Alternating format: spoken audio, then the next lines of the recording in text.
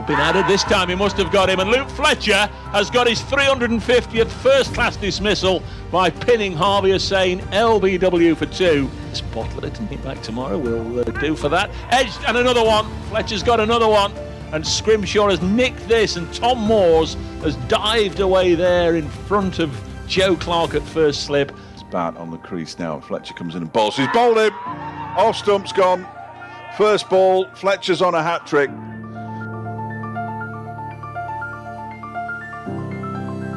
Just some weights now, and this one, he's got bat on it and he's been caught.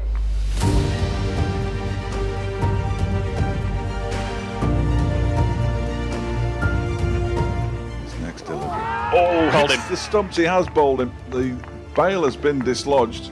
It's just patience, really. I mean, you try and back each other up and bowl as a unit, and I think Stuart set that off well, and then Dane, who replaced me and came on and picked up a few wickets, and so on. So yeah, you just try and back each other up and bang as many balls in a good area as you can. Really, that's basically it. And if you get your nicks and your LBs and your bowls, then happy days.